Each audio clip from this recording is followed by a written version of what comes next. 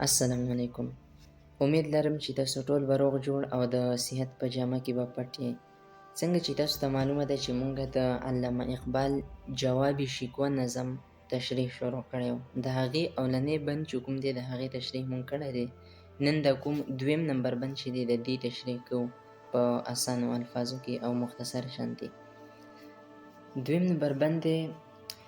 پیری گردوں نے کہا سن کے کہی ہے کوئی بولے سیارے سر عرش بری ہے کوئی چاند کہتا تھا نہیں اہلی زمیں ہے کوئی کہکشاں کہتی تھی پوشیدہ یہی ہے کوئی کچھ جو سمجھا میرے شکوے کو تو رضوا سمجھا مجھے جنت سے نکالا ہوا انسان سمجھا. ہاں پیری گردوں نے کہا سن کے کہی ہے کوئی وی اسمان وی چې تاسو غوږ کېدئ دلته کې تاسو ږدئ نه د علامه اقبال وایي ما چې کله هغه خپل فریاد خپل رب ته وکړو نو هغه خو د دې ځمکې نه روان شو خاک سے اٹھتی ہے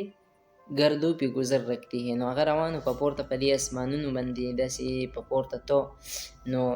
بره چې کوم څیزونه دي لکه مثال په طور باندې سپوږمۍ ده ستوري دي کهکشا دی دغه شانتې فرشتې دي نو دو مختلف قسمه خبرې شروع کړې قیاسونه شروع شي چې دا اواز د چا دی د چا دا اواز داسې را رسي چې دلته کې ته بره دی سپوږمۍ ستوري عرش ته بره چې دی رسي نو په دې کې د ټولو نه اول چې دی نو اسمان وي پیری گردوں نے کہا سن کے کہی ہے کوئی وی تاسو غوږ کېدی دلته کې ته څوک دی اسمان وی تاسو غوږ کېدی دلته کې ته څوک دی بولے سیارے سر عرش بری ہے کوئی نو اوس د کومې سیارې چې دي دوی نه داسې خو نه ده وی دلته کې خو هېڅوک هم نشته دی وی دا اواز چې دی دا خو بر هغه د عرش له پاسه څوک دی یعنې د الله پاک په دربار کې څوک دی وی دا هلته کې د څوک فریاد کوي وی دلته کې خو څوک نشته دی نو بیا ورپسې چاند کہتا تھا نہیں اهلی زمین ہے کوئی نو بیا ورپسې سپوږمۍ وی نه دلته کې ده وی هلته کې ده هم څوک نشته دی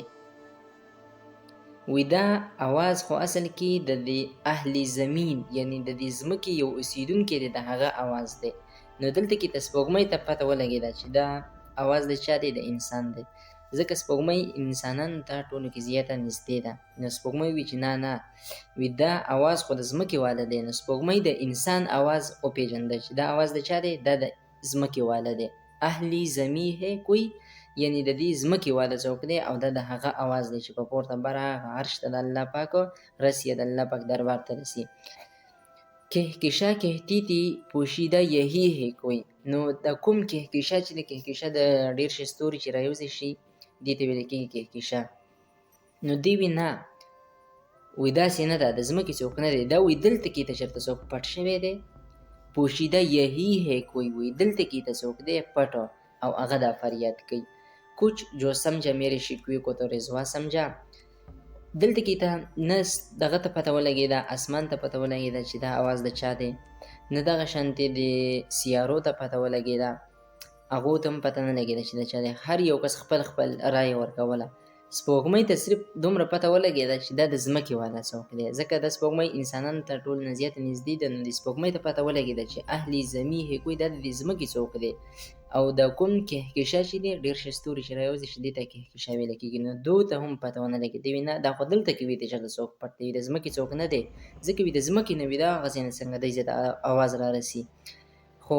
هیڅ چاته پته ونه لګېده اوس پته چې صرف ولګېده نو علامه اقبال وی کچھ جو سمجھا میرے شکوې کو تو رضوا سمجھا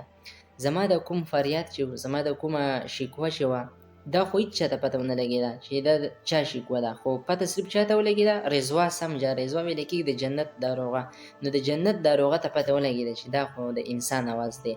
مجھے جنت سے نکالا ہوا انسان سمجھا او څه یې وی چې دا خو هغه کس دی دا خو هغه انسان دی کوم چې د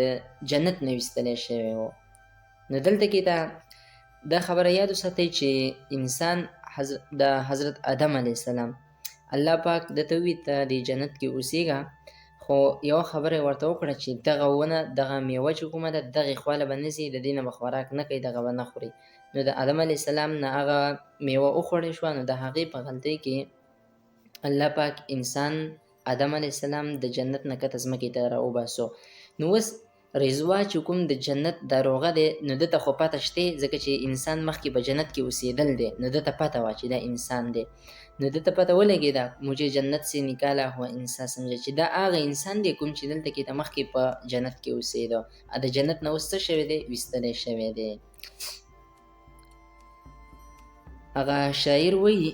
ابن آدم ہو خطا میرے ضمیر میں ہے ابن آدم ہو خطا میرے ضمیر میں ہے انسان ہو فرشتوں سے تو نہیں نسبت مجھ کو مالا اجازت راکئ د لوی الله په امان